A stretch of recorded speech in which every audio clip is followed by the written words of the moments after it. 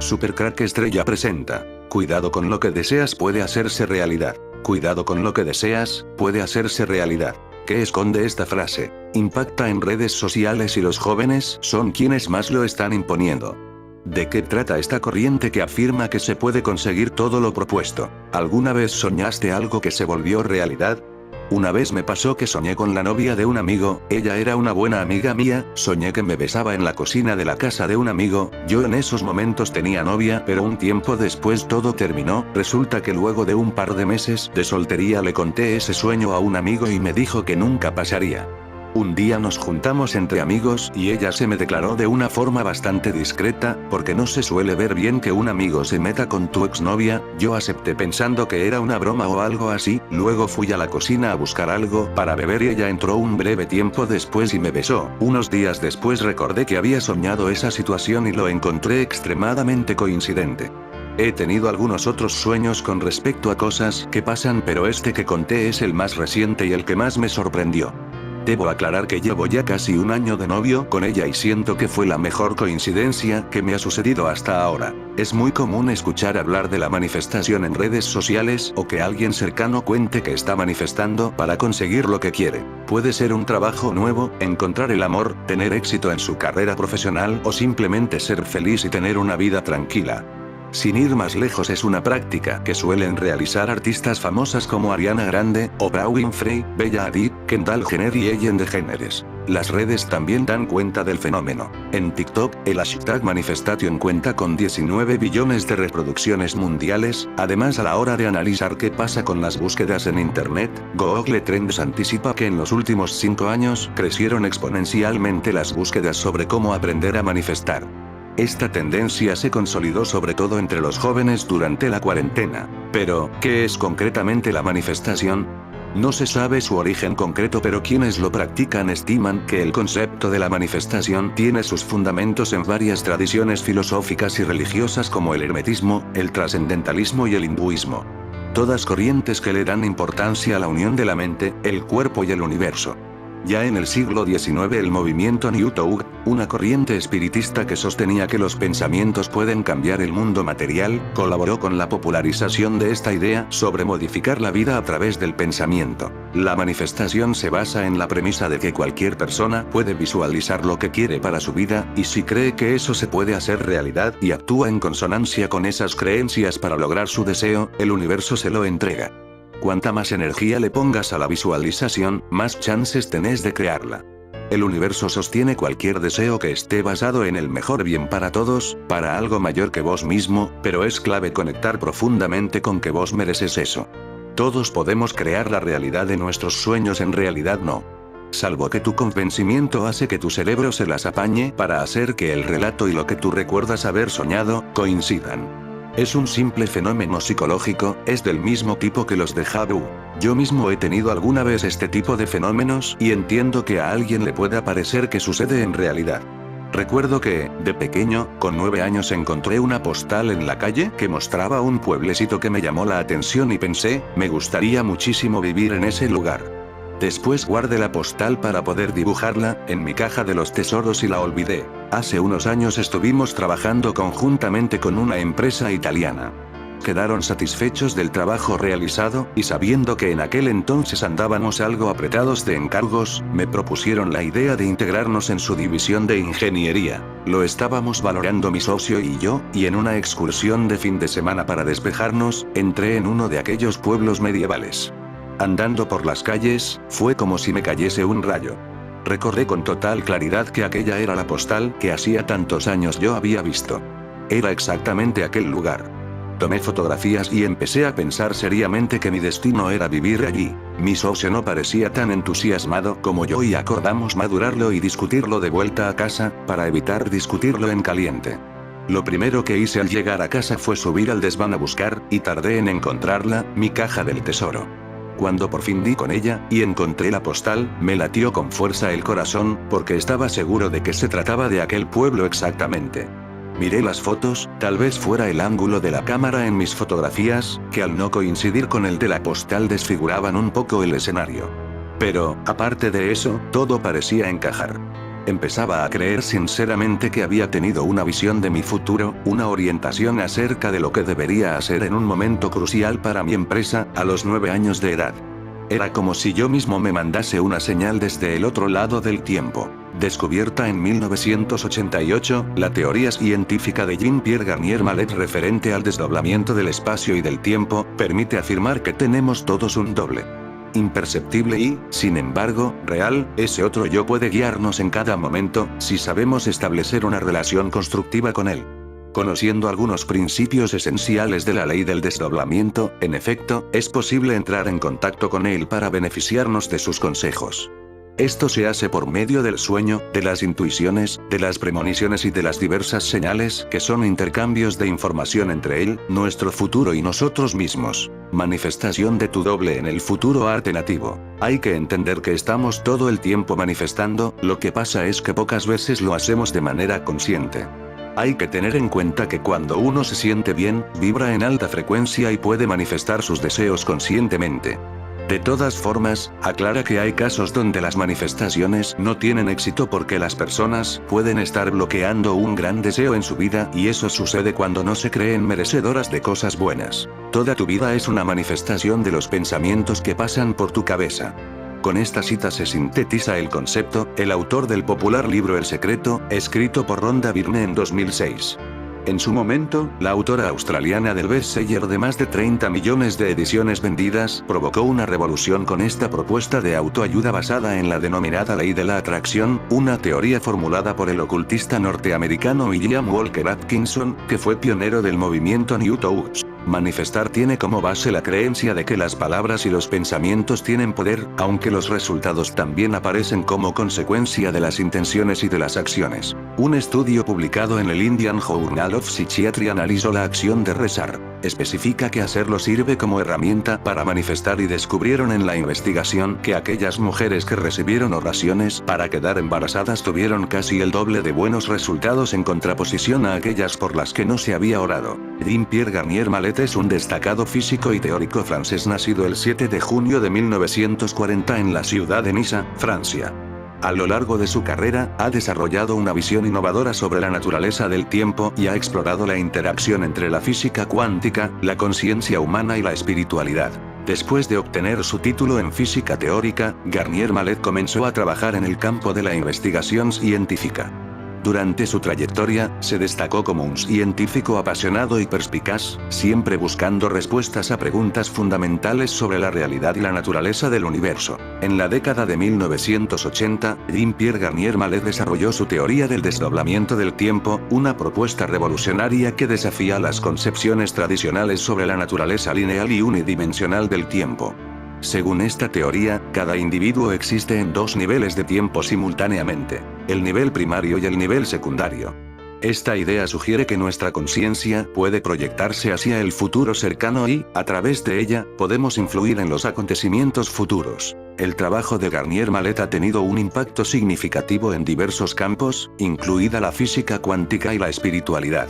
Ha impartido conferencias y seminarios en todo el mundo, compartiendo su conocimiento y su visión innovadora sobre el tiempo y la conciencia. Además de su trabajo científico, Garnier Mallet también ha publicado varios libros populares, donde expone sus teorías y ofrece una visión integral de la relación entre la física y la espiritualidad. Sus obras más conocidas incluyen El desdoblamiento del tiempo, un fenómeno cotidiano y cambie su futuro por las aperturas temporales. A lo largo de su carrera, Jean-Pierre Garnier Mallet ha sido reconocido y aplaudido por su enfoque único y su contribución a la comprensión de la realidad y la conciencia humana. Sus ideas han inspirado a numerosas personas a explorar nuevos horizontes en la búsqueda del conocimiento y la conexión entre la ciencia y la espiritualidad. En el vasto mundo de la ciencia y la espiritualidad, a menudo nos encontramos con conceptos que desafían nuestra comprensión convencional del tiempo y la realidad. Uno de estos conceptos es el desdoblamiento del tiempo, una teoría desarrollada por el destacado físico francés Jean-Pierre Garnier Mallet. A través de su trabajo revolucionario, Mallet ha proporcionado una perspectiva única sobre la naturaleza del tiempo y cómo nuestra conciencia puede influir en nuestra experiencia temporal. En este artículo, exploraremos la vida y las ideas de Jean-Pierre Garnier Mallet, y su enfoque innovador para comprender la realidad a través del desdoblamiento del tiempo. Jean-Pierre Garnier Mallet propone que el tiempo es una entidad maleable y multidimensional en la que nuestras experiencias y acciones cotidianas tienen un impacto directo.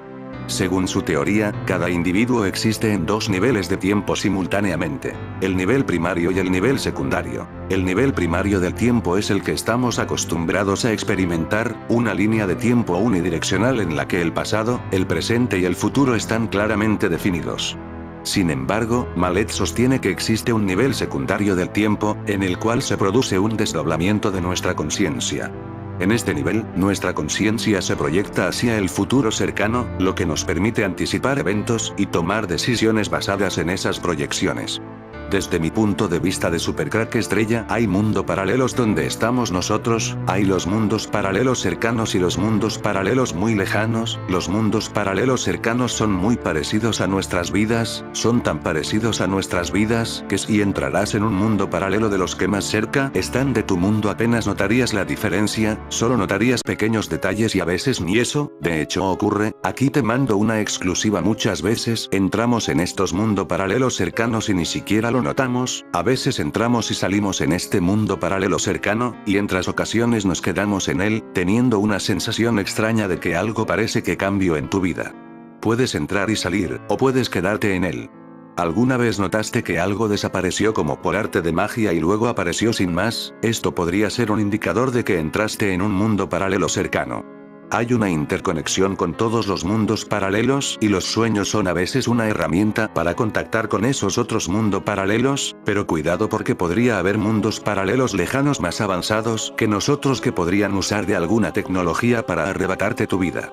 Y es que los mundos paralelos lejanos son los que no infinitamente diferente a nuestras vidas. Contra más cercano más parecidos a nuestras vidas, contra más lejanos más distintos a nuestras vidas. Seguramente muchas veces entraste en un mundo paralelo cercano y ni te enteraste. Mallet argumenta que a través del desdoblamiento del tiempo, nuestras acciones en el nivel secundario pueden influir en el nivel primario, generando así cambios en nuestra realidad. Además, sugiere que cada individuo tiene la capacidad de influir en su futuro a través de la conciencia y la intención. Las implicaciones del desdoblamiento del tiempo. Las ideas de Jean-Pierre Garnier Mallet tienen implicaciones fascinantes en diversos campos de estudio. Desde la física cuántica hasta la espiritualidad, su teoría ofrece un nuevo marco para comprender la naturaleza de nuestra realidad y nuestra capacidad para moldearla. En el ámbito de la física cuántica, el desdoblamiento del tiempo plantea preguntas intrigantes sobre la relación entre la conciencia y el universo. Sugiere que nuestras experiencias subjetivas y nuestras observaciones pueden afectar directamente el mundo que nos rodea. En el ámbito de la espiritualidad, el desdoblamiento del tiempo nos lleva a reflexionar sobre la naturaleza de nuestra existencia y la importancia de vivir conscientemente en el momento presente.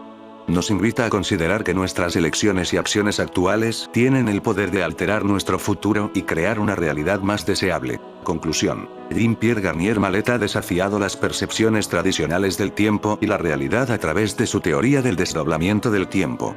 Su trabajo nos invita a considerar la influencia de nuestra conciencia en la experiencia temporal y cómo nuestras acciones pueden moldear nuestro futuro.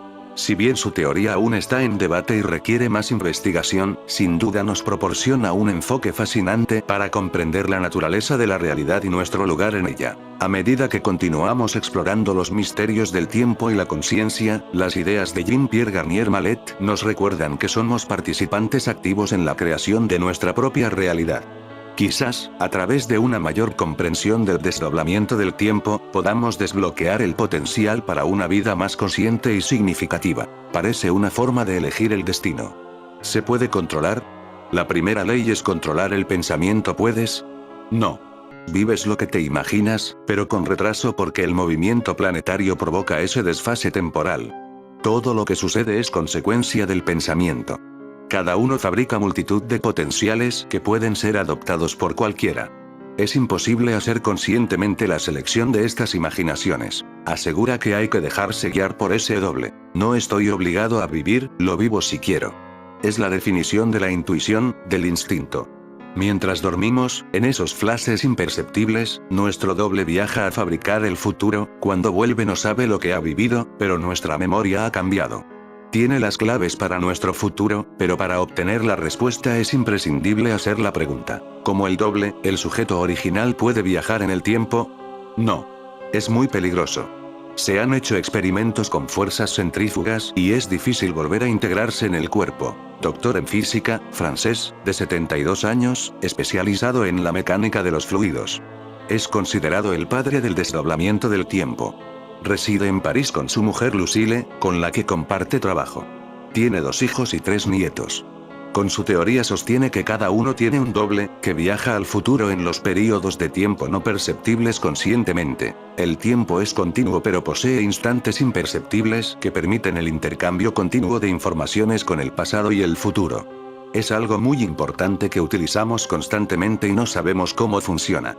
Se trata de la intuición y del instinto, definió Garnier Mallet para arrojar luz sobre este tema tan poco conocido, tras lo que añadió: todos hemos tenido sueños e intuiciones premonitorias pero no sabemos cómo funcionan. Detrás de esto hay una ley física, y la teoría del desdoblamiento del espacio y del tiempo permite entenderla. Es un principio vital y debe de hacerse sin reflexionar. Se trata de un funcionamiento empleado por los seres humanos de muchísimos años atrás pero que lleva alrededor de 10 siglos en desuso y siendo desconocido. Antaño era catalogado como milagro o esoterismo. Nada más lejos de la realidad, no tiene nada que ver con aspectos religiosos y místicos a los que se han referido los humanos, sino que detrás de todo esto hay una ley científica que Jean-Pierre Garnier Mallet ha conseguido demostrar. Tengo que resolver un problema, para ello suprimo el tiempo y voy a tratar de buscar una solución, es decir, voy a obtener la solución al mismo tiempo. Pero si suprimo el tiempo, ¿quién va a encontrar la solución? Se requiere de alguien que busque la respuesta por mí. Es entonces cuando me desdoblo y creo otro yo mismo que va a utilizar el tiempo que yo he suprimido y va a buscarme la solución. En ese tiempo, mi doble percibe el tiempo que yo no percibo. Por tanto, ese tiempo es diferente pero está a la par que mi tiempo. Si alguien puede fabricar mi solución, quiere decir que me está fabricando un futuro potencial, ejemplificó el ponente. Al parecer, se trata de un proceso poco conocido en el mundo anglosajón, distinguido como ley de la atracción. Consiste en la capacidad de crear un potencial pero sin saber si se trata de algo bueno o malo para aquel que lo crea. Por otra parte, según el científico, el sueño lo repara todo, todas aquellas acciones malévolas llevadas a cabo se resuelven en la cama. Para ello, según defiende, se necesita dormir controlando el pensamiento y evocar en la mente pensamientos positivos y benévolos, desterrando de ella los negativos y malévolos. De esta forma, todas aquellas acciones y pensamientos malévolos infligidos sobre alguien serán solucionados entre los dobles de ambas partes. Al día siguiente todo volverá a estar en orden, como si nada hubiera ocurrido. En definitiva, para vivir feliz simplemente se requiere controlar la mente y dormir. Se acerca el final del período del desdoblamiento del tiempo, que se lleva a cabo en un ciclo de 25.920 años y permite tener acceso al futuro instantáneamente. Las explosiones solares han desencadenado aperturas temporales. Son momentos imperceptibles que nos aportan intuiciones, premoniciones e instintos vitales. Su control nos permite optimizar el porvenir antes de vivirlo, entender nuestra vida y crear un equilibrio individual y colectivo, explica el científico. En este nuevo contexto hay que guiarse por la máxima haz a los demás lo que quieres que te hagan a ti. Lo más importante es saber que tenemos un doble y lo tenemos que hacer funcionar. Somos nosotros en otro tiempo. Tenemos intercambios de información entre esos dos personajes nuestros. El intercambio de esas informaciones solo se puede llevar a cabo si son benévolas para todo el mundo. Si tenemos un pensamiento malévolo hacia alguien, ese intercambio de información no se hace. Sin embargo, hay intercambios que nos dan falsas premoniciones y nosotros, a pesar de que no existen, las consideramos milagros, argumentó Jean-Pierre, concluyendo. Si tenemos un problema con una persona es porque hemos sido malévolos con ella, por tanto, contactamos con dicha persona y controlamos nuestra benevolencia. De esta forma, el problema desaparecerá. El gran ciclo de 25.920 años es un fenómeno astronómico y astrológico, se basa en el movimiento de precesión de los equinoccios, el cual hace que el sistema solar recorra las 13 constelaciones del cinturón de la vida llamado zodíaco y que la Tierra marque estos cambios. Esta banda o cinturón cuyo nombre zodíaco significa en griego según su etimología verdadera círculo de la vida y no es círculo de animales, pues el significado auténtico etimológico en griego es zoe, vida, y díakos, círculo, es decir el círculo de la vida. Esta banda zodiacal está compuesta por 12 constelaciones más una más que es la 13ª constelación, Ofiuco. Esta constelación, cuyo nombre significa portador de la serpiente, está directamente orientada al centro galáctico, por tanto es como un indicador del centro galáctico, es en otras palabras la constelación del centro galáctico, y se sitúa entre la constelación de Scorpius y Sagittarius. Si bien muchos no han comprendido aún el tiempo en el que nos encontramos, muchas ideologías diversas han estado esperando el llamado final de los finales, el acabose de todo, el fin apocalíptico de las cosas, la destrucción del planeta, etcétera, etcétera, como parte del final del tiempo, o el fin del mundo. Lo que no han comprendido es que el final ya vino, y ni siquiera lo han comprendido cabalmente. El fin del mundo o fin de los tiempos siempre quiso decir en la ciencia espiritual el fin del gran ciclo, es decir el fin del gran año de 25,920 años terrestres, y por supuesto para la era que agonizó, que es Piscis, también su final. Es así que la era de Piscis ha llegado a su fin, y estamos iniciando la alborada de la nueva era del Aquarius. Muchos no se percataron de ello. El tiempo ha llegado, el advenimiento del Cristo cósmico, el tiempo nuevo ha sobrevenido. Por supuesto aún la vieja era está siendo depurada, ahora nos encontramos en un tiempo de juicio. Este juicio es parte de la nueva era, el juicio colectivo de nuestra conciencia colectiva. Cada vez iremos comprendiendo más el cambio que ha venido al mundo, y mucho de este cambio está en la parte activa que cada simpatizante de la nueva edad lleve a cabo. Es tiempo de un despertar, de evolucionar, de entrar en juicio y uso de la razón, de unir ambos hemisferios cerebrales, de concebir lo elevado, de percibir las verdades del ser interno, de efectuar la fraternidad universal. Es tiempo de unidad, de un cambio de conciencia, es el tiempo del despertar de la humanidad. Es por eso que las élites satánicas están tan preocupadas y nos quieren tener distraídos las 24 horas del día. Ni la dijo Confucio ni la pronunció Oscar Wilde. Ten cuidado con lo que deseas, porque es posible que se cumpla, es una de esas frases de la sabiduría popular con aplicaciones múltiples. No faltan los que quieren ver en ella un consejo para cuidar el karma, o quienes reconocen una advertencia o una llamada a la prudencia.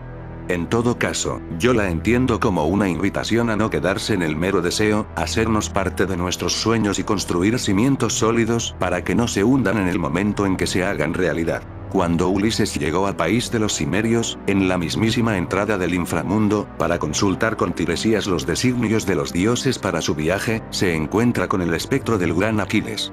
Ulises no resiste la tentación de darle a beber la sangre del carnero degollado, el conjuro de Circe para hacer hablar a los espíritus de los muertos.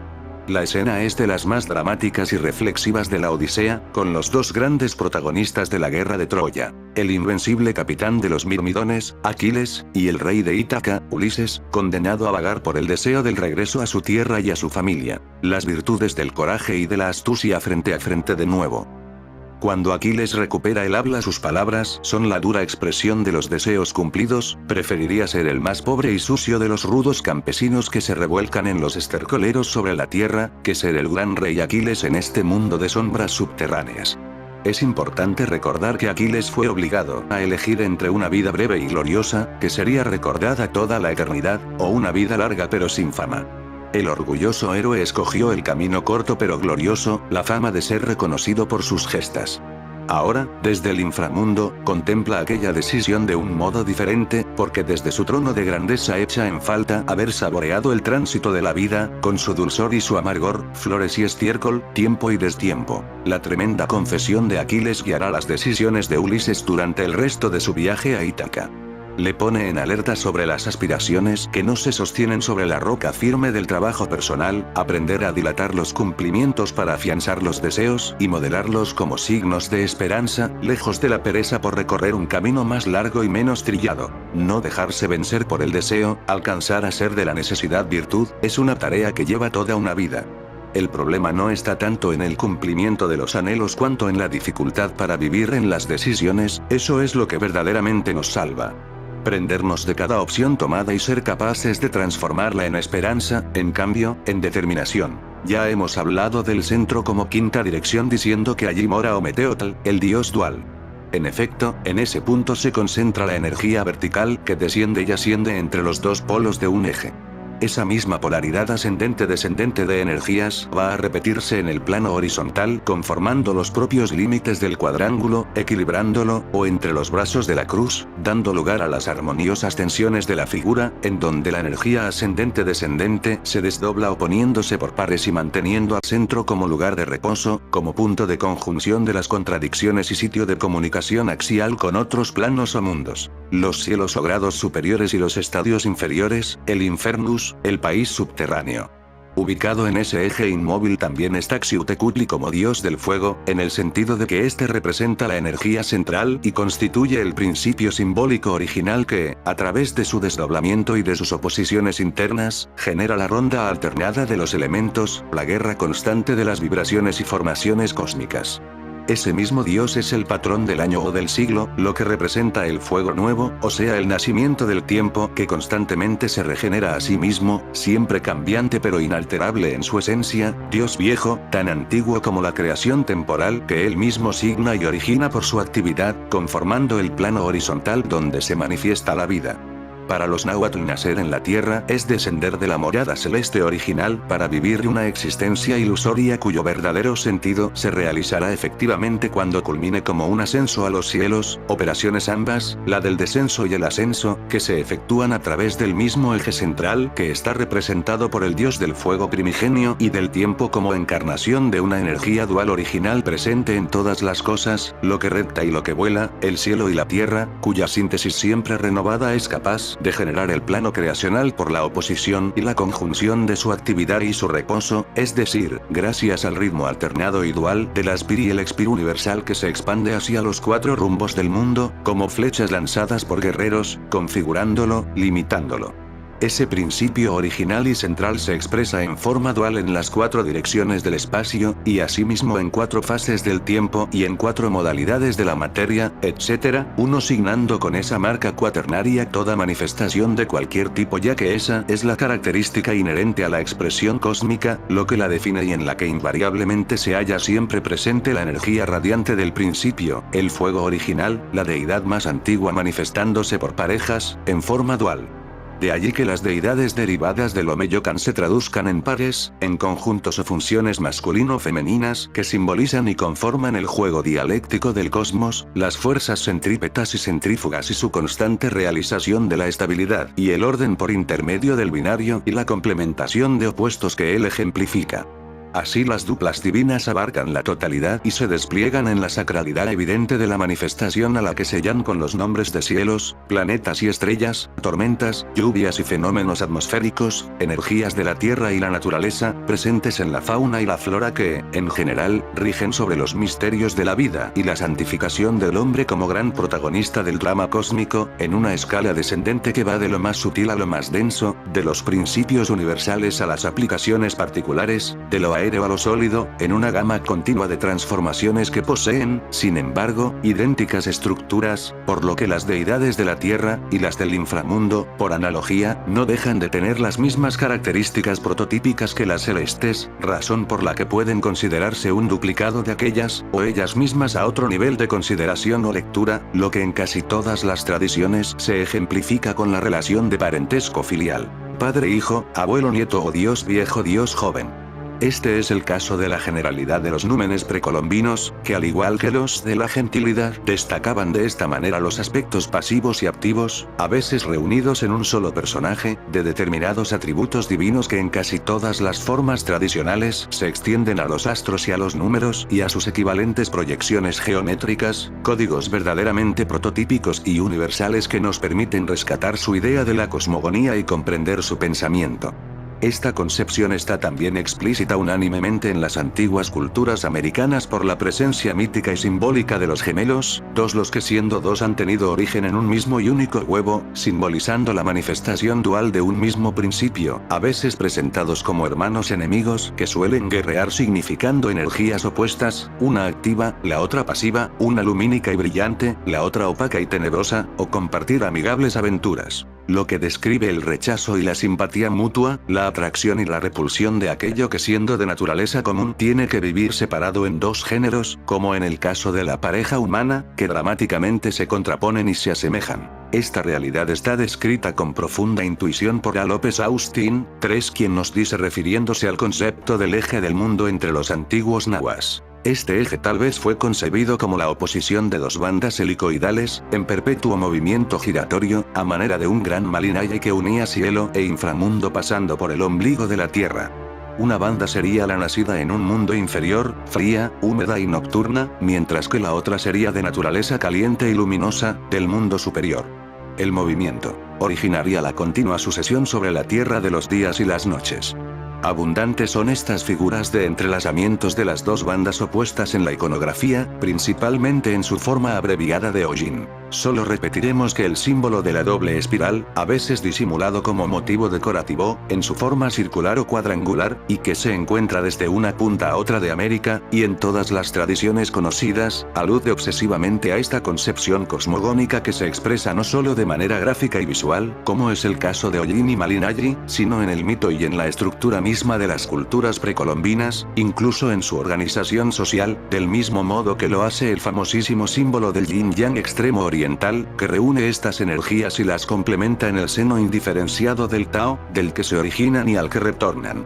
Este es el caso también de Tzakol y Bitol, nombres que siempre se dan acoplados, creador y hacedor, y Gucumatz y Tepeu según el Popol Vuh, y asimismo entre los náhuatl bajo los nombres de Ometecutl y Omecihuatl, pareja divina y creadora surgida de la emanación omnipresente de Ometeotl, padres de Quetzalcoatl según algunos, que a su vez tiene un mellizo, Xolotl. Por otra parte, la palabra coatl significa mellizo. Entre los mayas tzotziles, lacandones, yucatecos, cachiqueles, etc., y en Estados Unidos entre los indios pueblo y los iroqueses existen creencias semejantes.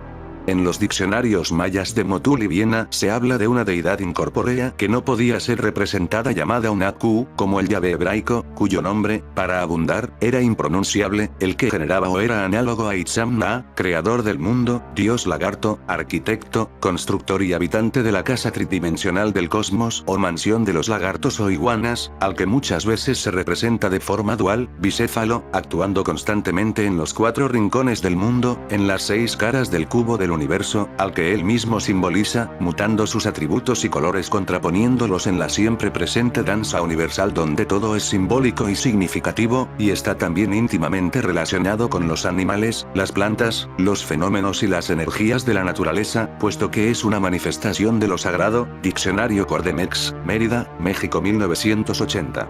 4 sobre este numen escribe J. Eric S. Thompson, el que por otra parte cree reconocerlo en el Códice de Madrid, pp. 75-76, acompañado de su esposa, ubicado en el centro del mundo en su papel de pareja creadora. De cualquier modo, el concepto de Itzamna no comprende tan solo 4 Itzam que forman el techo y las paredes del mundo, porque cuando los Itzam tocan el horizonte se vuelven para formar el piso de la casa en que está nuestro mundo, para completar el rectángulo de la casa de iguanas. Es más importante que el Itzam asuma nuevas funciones cuando deja los ámbitos celestes por el piso de la casa del mundo. Mientras los Itzam de aspecto celeste envían lluvias a la tierra, en su aspecto terrestre son el suelo en que tiene su ser toda vegetación, y ahora reciben esa lluvia que antes dispensaron desde lo alto. Los diversos nombres de Itzamna están relacionados con esa dualidad. Así Itzamna, Itzam Tzav y probablemente Yaxcocamuch se refieren al aspecto celestial de Itzamna. Itzam Cabo, Itzam Cabain, Iguana Tierra o Iguana Tierra Caimán, son nombres de Itzamna en su calidad de divinidad de la tierra. El piso de Itzamna 5 hay, pues, 6 Itzamna, 1 para cada uno de los 4 puntos cardinales de la representación plana y 2 para la volumétrica, uno celeste y otro terrestre, que interactúan, sin tomar en consideración al séptimo, invisible, que se ubica en el punto central de esta caja o cubo. ¿Es esta entonces una deidad múltiple que por sí misma o en colaboración con otros, sus distintos nombres, sus atributos masculinos femeninos, sus hijos, etc., crea, conserva y transforma el mundo para volver a generarlo, siendo considerado como señor del tiempo y también del fuego, como principio original siempre renovable, al igual que el Xiuhtecuhtli azteca, y por lo tanto, y pese a su ubicuidad, o precisamente por eso, se lo sitúa en el lugar del axis inmutable, en el eje del mundo o centro de la casa de las iguanas, o manifestación universal, de la cual es la esencia o el corazón.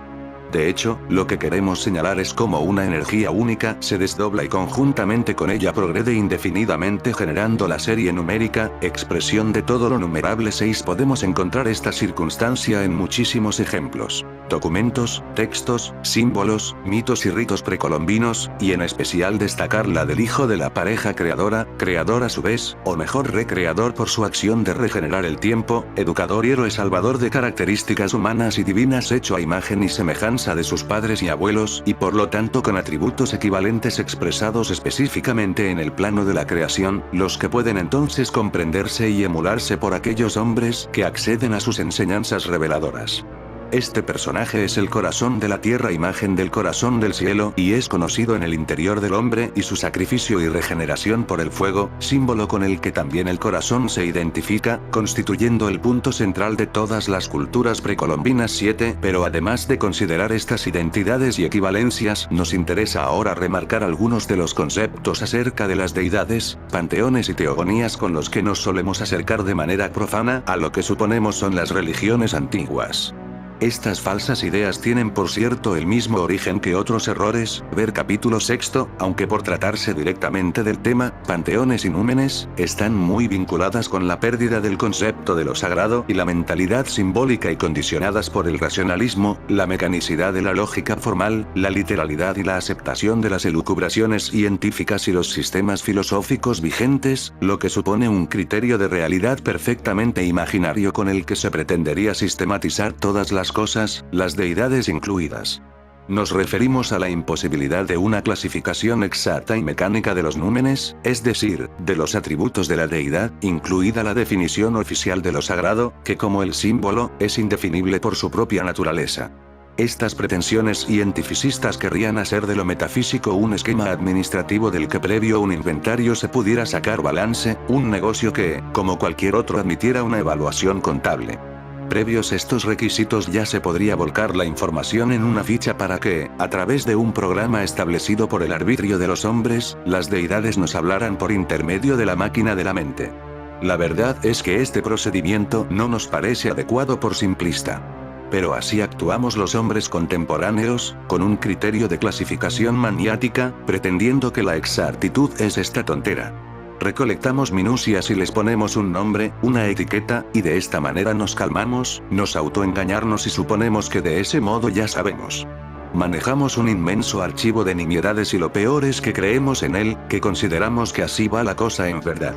Es absurdo, pero le damos más crédito a esa confusión que a nosotros, ya que como archiveros podemos fallar, pero no así el propio archivo al que consideramos sagrado. Se trata de una entidad a la que se atribuyen características de verdad e infalibilidad, como sucede en ciertas formas idolátricas y supersticiosas.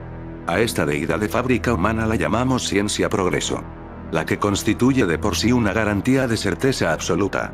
Pero lo que verdaderamente es lamentable acontece en nuestro interior, pues esta entidad tan fantasmagórica como fantaseada ha terminado por dominar lo que quedaba de nuestro pensamiento, imponiéndonos sus arbitrariedades y filosofías con las que, según su criterio, obligatoriamente debemos juzgar cualquier cosa, entre ellas los panteones de las sociedades primitivas, a las que les adjudicamos entonces confusas ideas animistas y atribuimos apenas algunos conocimientos mágicos de la deidad, a lo que aún ni siquiera habían concebido de manera religiosa por el mismo atraso en que se encontraban 8, razón por la que sus númenes parecen contradictorios, inestables, pueriles, ineficaces, sucios y dignos de salvajes, y por sobre todo incapaces de adaptarse a nuestras asepsias cientificistas, que no son sino inventos racionalistas y supersticiones contemporáneas con los que en nuestra ignorancia queremos dimensionar y catalogar todas las cosas para de esta manera simplona establecer su verdad.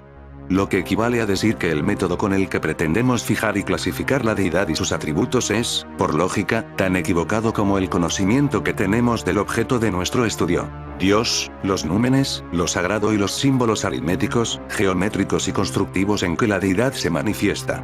Los que pasan a ser automáticamente falsos para el hombre moderno cuando no puede encajarlos en sus rígidos esquemas, lo que le crea una auténtica imposibilidad de comprenderlos. Es imposible fijar al numen cuando uno se le acerca con la intención de contabilizar sus nombres y sus atributos, los que se escapan indefectiblemente. Esta deficiencia cultural con que hemos nacido los hombres actuales puede ser subsanada precisamente por el estudio y la meditación en los símbolos, cultura y pensamiento del hombre de la antigüedad, sirviendo esta comprensión como un soporte para conocer la realidad a la que todos los pueblos de todos los tiempos se han referido y que consideraban su más maravillosa herencia y su más precioso legado, la razón de ser de ellos y de la manifestación, el conocimiento de otro mundo y otra vida, en la que esta existencia se haya incluida, como una célula en el torrente sanguíneo, y de la que no constituye sino un estadio y un símbolo de pasaje. Pero actualmente para conseguir este propósito hay que caer en cuenta de que la forma en que nuestra mente y nosotros estamos preparados para la comprensión, o sea, nuestra visión del mundo, no es la adecuada y se transforma en el peor enemigo del conocimiento, al igual que nuestros afectos enraizados en esta descripción y lo con ella relacionado, al considerar que es nuestra identidad.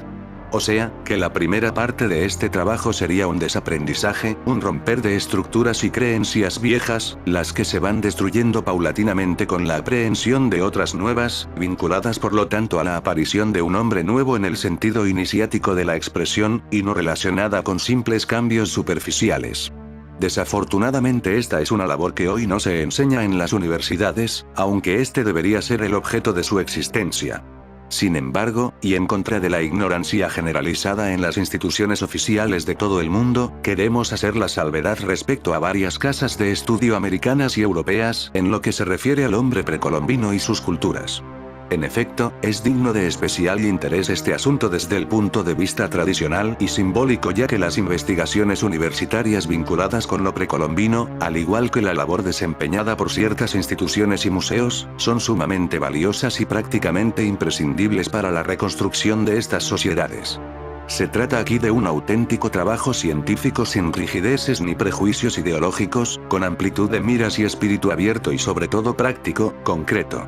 No haremos mención de nombres por la índole de estos textos limitados en espacio, pero debe buscarse en esos autores y casas de estudio, que no incluyen el Museo de la Casa de América de Madrid, el gran caudal de información que afortunadamente tenemos. Y aclaramos que nos referimos a aquellas instituciones que cumplen la labor para la cual fueron creadas, lo que excluye cualquier planteamiento demagógico y proselitista, o pretensión política, de este o aquel signo. Igualmente queremos prevenir a los lectores sobre el caso de algunos personajes de corte teosofístico o espiritista a los que llamaremos ocultistas, en cuanto parecieran estar en posesión de algunos conocimientos ocultos relacionados solo con la mistificación y la tupida ignorancia escondida en la banalidad del secreto por el secreto mismo y la más desvergonzada egolatría. Estos oscuros personajes que a veces asimismo van de grandes chamanes autóctonos son capaces de forzar cualquier situación para hacerla entrar en sus esquemas. Carecen de todo dato tradicional y no tienen ni vaga idea de lo que es la cosmogonía, aunque tratan de obtener la admiración entre quienes les rodean por sus pretendidos secretos.